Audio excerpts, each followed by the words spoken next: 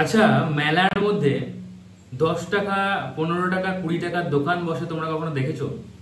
আশা করি দেখে থাকবে। আমার মতো যারা গ্রাম থেকে বা ছোট শহর থেকে বিলং করো, তারা মেলার মধ্যে এই ধরনের 10 টাকার দোকান দেখে থাকবে, যে দোকানে প্রায় সময় একটা খুব সুন্দর হাঁক দেয়, হরেক মাল 10 টাকা, 10 টাকা, 10 টাকা। 10 টাকায় হবে না দাদা আপনার বড় বাড়ি, 10 টাকায় হবে না বৌদির লাল টুকটুকে শাড়ি, 10 টাকায় হবে না আপনার বড় গাড়ি, কিন্তু 10 টাকায় আপনি আমার দোকানের সব জিনিস পাবেন। তো এই যে বিষয়টা, এটা খেয়াল করে একটা জিনিস লক্ষ্য করবে, আমাদের মা কাকিমারা যখন এই 10 টাকার দোকান থেকেও জিনিসপত্র কেনেন, তখন সেই 10 টাকার দোকানের জিনিসটাকেও অনেকটা সময় ধরে দেখে নেন যে জিনিসটা খারাপ নয় তো, হ্যাঁ, জিনিসটার মধ্যে কোনো খুঁত নেই তো। ওনারা চট করে কোনো একটা জিনিস তুলে নেন না, এবং পরে খুঁত বেরোলে এটা বলেন না যে আরে ঠিক আছে 10 টাকায় তো দাম, কি আর ভালো হবে, বলেন না। আমি আমার মাকে দেখেছি, আমার কাকিমা মামিমা এদেরকে দেখেছি, তারা 10 টাকার দোকান থেকে জিনিস কিনলেও ঠিক ততটাই সময় ব্যয় করেন যতটা সময় একটা দামি জিনিস কেনাতে তারা ব্যয় করবেন। কেন? কারণ সেই সময়টাতে ওনারা ওই জিনিসটা ভালো না খারাপ, খুঁত আছে কি নেই, সেইগুলো একটু দেখে নেন। কারণ তাদের কাছে সেই জিনিসটা যেমন ভ্যালুয়েবল, ওই 10 টাকাটাও ভ্যালুয়েবল। শুধুমাত্র 10 টাকা না, আমরা এমন শহর থেকে বিলং করি যেখানে আমি 5 টাকার দোকানও দেখেছি, 2 টাকার দোকানও দেখেছি। 2 টাকার দোকানে মূলত কসমেটিক্স জিনিসপত্র, যেমন ওই ফিতে, হ্যাঁ, চুল বাঁধা ফিতে, গার্ডার, চুড়ি, তারপরে অনেক সময় ট্যাপ কানের, তারপরে ওই ক্লিপ, এগুলো পাওয়া যায়। তো আমি আমার বউকে দেখেছি যে ওই 2 টাকার দোকান থেকে যখন জিনিস কিনছে, তখনও সে কিন্তু সেটা কিছুক্ষণ হলেও দেখে নিচ্ছে। এখন এই বিষয়টা বলার কারণ হচ্ছে যে যারা 2 টাকা বা 5 টাকার ভ্যালু জানে, যারা ওই জিনিসটার ভ্যালু জানে, যারা ওই জিনিসটা জীবনে ঠিক কতটা ভ্যালুয়েবল সেটা জানে, তারা সময় ব্যয় করে, এবং সময় ব্যয় করেও 2 টাকার হোক বা 5 টাকার হোক ভালো জিনিসই কেনার চেষ্টা করেন। এই নয় যে 2 টাকা বা 5 টাকার জিনিস হয়েছে তো কি হয়েছে, এটা খুব একটা ভালো না হলেও চলবে, টুক করে একটা নিয়ে নিলাম, সেটা করে না। এখন একটা সিম্পল বিষয় তোমাকে আমি বলতে চাই, যদি তুমিও ঠিক এই কাজটাই করো, 5 টাকা 10 টাকার ভ্যালুটা তুমি জানো, তুমিও মেলা থেকে যখন 5 টাকা বা 10 টাকা বা 2 টাকার জিনিস কেনো, তখন সেখানে সময় ব্যয় করো, তাহলে তাহলে যে মানুষটাকে তুমি সারা জীবনের জন্য চুজ করছো, সেই মানুষটাকে চুজ করতে গিয়ে কেন সময় ব্যয় করছো না? এটা হচ্ছে প্রথম প্রশ্ন।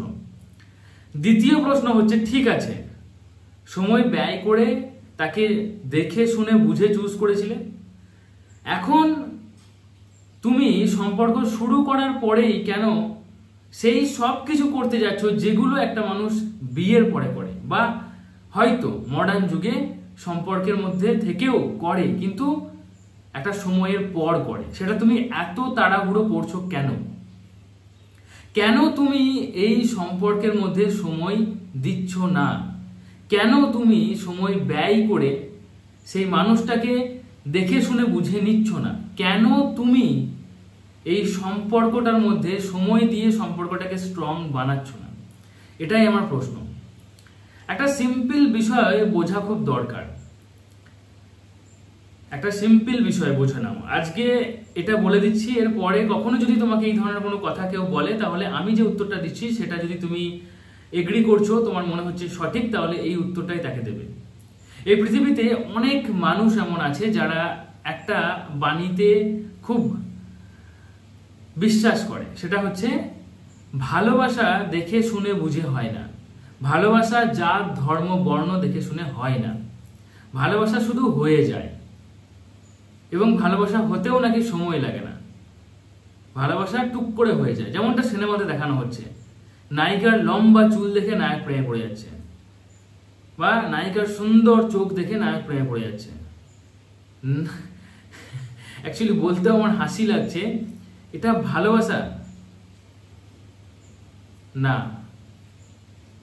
এটা ভালোবাসা নয়। যদি নায়িকার কোনো কারণে চুলটা উঠে যায়, ছোট হয়ে যায়, নায়িকার চোখটা নষ্ট হয়ে যায়, তাহলে নায়িকার ভালোবাসা কোথায় থাকবে? থাকবে না। 6 প্যাক বডি দেখে নায়িকা প্রেমে পড়ে যাচ্ছে। 6 প্যাক বডি মেনটেন করতে প্রচুর খরচা হয়, প্রচুর সময় দিতে হয়।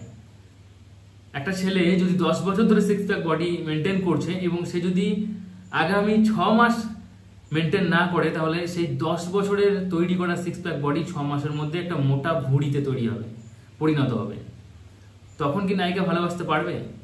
পারবে না। তাই এই ধরনের ফালতু যে বাণীটা, এটাকে আমি বিশ্বাস করি না। এবং আমাদের আগের প্রজন্মে যারা, আমাদের মা, বাবা, দাদু, ঠাকুমা, তারাও এই ধরনের ফালতু বাণীতে বিশ্বাস করতো না। আর তাই তারা অ্যারেঞ্জ ম্যারেজ করাতেই বিশ্বাসী ছিল। অ্যারেঞ্জ ম্যারেজ অর্থাৎ দেখে শুনে বুঝে বিয়ে।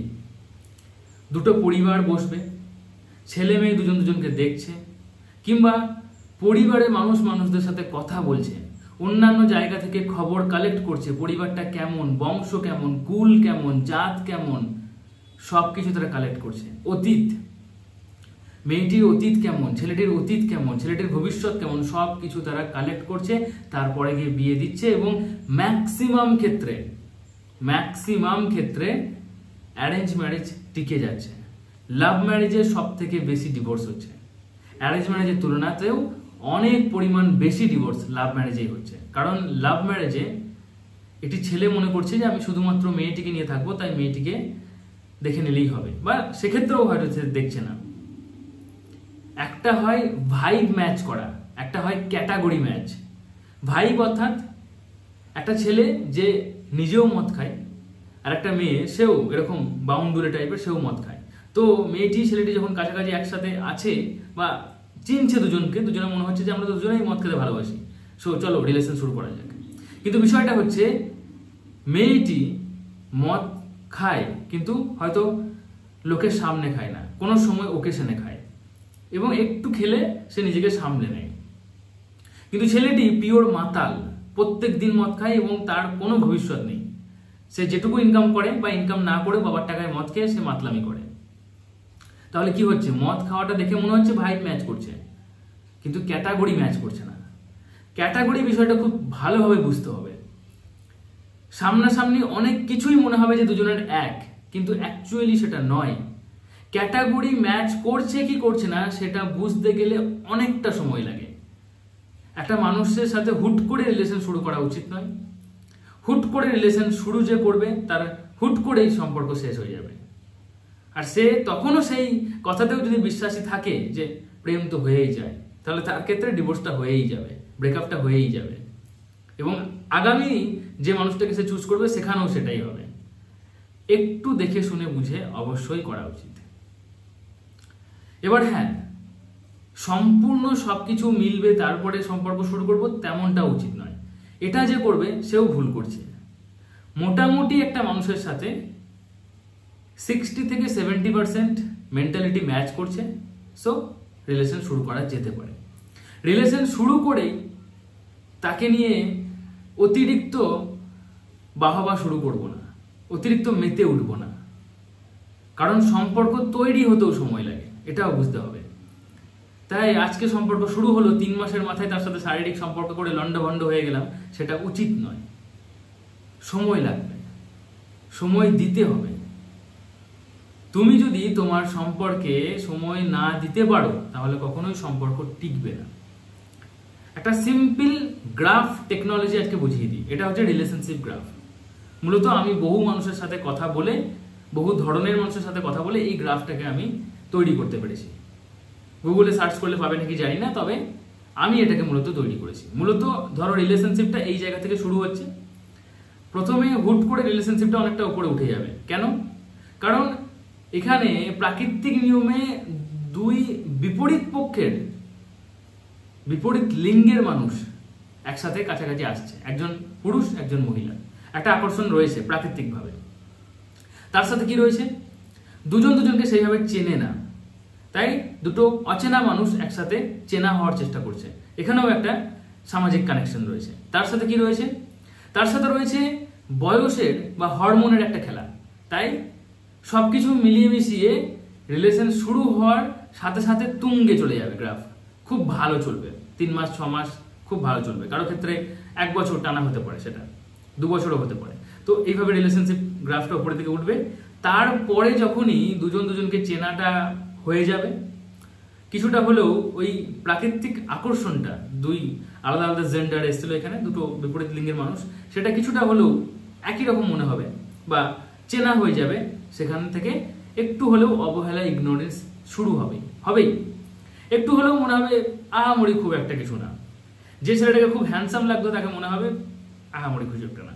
আবার যে মেয়েটিকে খুব সুন্দরী মনে হতো বা গুণবতী মনে হতো, গুণবান মনে হতো ছেলেটাকে, সেসব কিছুই মনে হবে না, মনে হবে খুব একটা কিছু না। এবং এই পয়েন্ট থেকে, এখান থেকে শুরু হয়েছে, এরকম উঠেছে, পয়েন্ট থেকে আস্তে আস্তে আস্তে আস্তে গ্রাফ নামবে। কারো ক্ষেত্রে যেখান থেকে শুরু হয়েছিল ঠিক ততটাই নেমে যাবে, কারো ক্ষেত্রে খুব একটা নামে না, কারো ক্ষেত্রে অনেক নেমে যাবে। কিন্তু এই নামার সাথে সাথে তোমাকে মাথায় রাখতে হবে এই জায়গাটা হচ্ছে অ্যাডজাস্টমেন্ট পিরিয়ড। অ্যাডজাস্টমেন্ট পিরিয়ড, এখানে তোমাকে যথেষ্ট ভালোভাবে হাতটা ধরে রাখতে হবে, তার সম্পর্ক ধরে রাখার চেষ্টা করতে হবে, শুধু তোমাকে নয় তাকেও ধরে রাখার চেষ্টা করতে হবে। এবং তারপরে গ্রাফটা আবার উঠতে শুরু করবে এবং এটা ধীরে ধীরে হবে এবং ফাইনাল টাইমে যেখান থেকে শুরু হয়েছিল সেখান থেকে অনেক অনেক অনেক উপরে উঠে যাবে গ্রাফের পজিশনটা। তো এটা হচ্ছে রিলেশনশিপ গ্রাফ। এখানে শুরু হবে, হুট করে উপরে উঠবে, নেমে যাবে, তারপরে আস্তে আস্তে আস্তে আস্তে আস্তে আস্তে উপরে উঠে যাবে।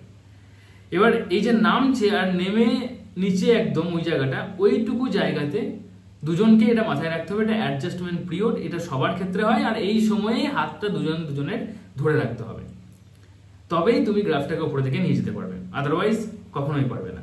আবার তাকে ছেড়ে দিয়ে অন্য কাউকে ধরলেও সেই গ্রাফটা কিন্তু এখান থেকেই শুরু হবে, তার ক্ষেত্রেও অ্যাডজাস্টমেন্ট পিরিয়ডটা আসবে।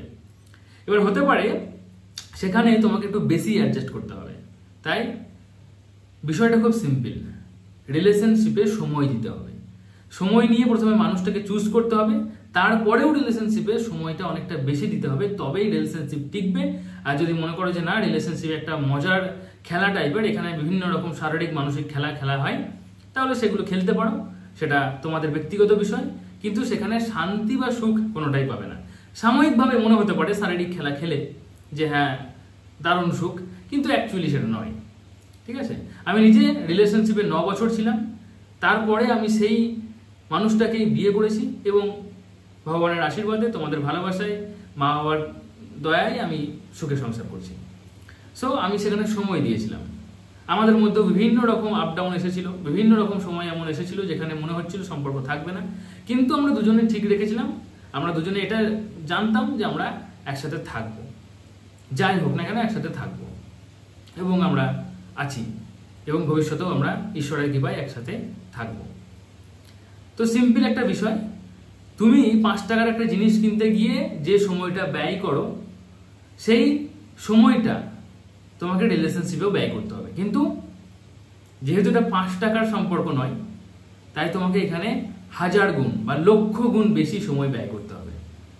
বোঝা গেল? এই একটা সিম্পল বিষয়, কিন্তু ম্যাক্সিমাম ক্ষেত্রে এখনকার ইয়ং জেনারেশন এটা পারছে না এবং এর জন্য যত রকম সমস্যা সৃষ্টি হচ্ছে এবং রিলেশনশিপ ভেঙে যাচ্ছে এবং যে মানুষটা বেশি ভালোবাসছে সেই মানুষটা কষ্ট পাচ্ছে। তো বিষয়টা খুব সিম্পল, সম্পর্কের মধ্যে সময় দিতেই হবে। তো আশা করি বুঝতে পেরেছো ভিডিওটি যদি বুঝতে পারো, তাহলে তোমার প্রথম কাজ হবে ভিডিওটি তোমার সেই পার্টনারের সাথে শেয়ার করা, যে পার্টনারটা সম্পর্কটাকে রাখতে চাইছে না বা সম্পর্কের মধ্যে ডামাডোল সৃষ্টি করছে। সেও একটু ধৈর্য ধরে ভিডিওটি দেখলে তার এই যে মতিভ্রম হচ্ছে সেটা থেকে সে বেরোতে পারবে, কারণ সেও মানুষ, তো অ্যাটলিস্ট কিছুটা হলেও সে বুঝবে। তাই প্রথম কাজ এটাই, যেন তেন উপায়ে এই ভিডিওটা তাকে শেয়ার করা এবং তাকে দেখতে বাধ্য করা, শুধু শেয়ার করলেও হবে না।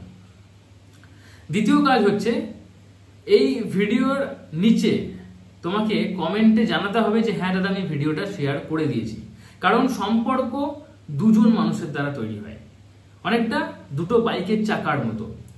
বাইকটা হচ্ছে সম্পর্ক, চাকা দুটো হচ্ছে তুমি এবং সে। দুজনকে একসাথে ছুটতে হবে, একসাথে থামতে হবে, তবেই বাইক অর্থাৎ সম্পর্কটা ভালো থাকবে। একজন স্পিডে ছুটছে, একজন ছুটছে না, একজন অল্প ছুটছে, একজন দাঁড়াচ্ছে, একজন চলে যাচ্ছে, তাহলে সম্পর্ক বা বাইক ভেঙে যাবে, চুরমার হয়ে যাবে।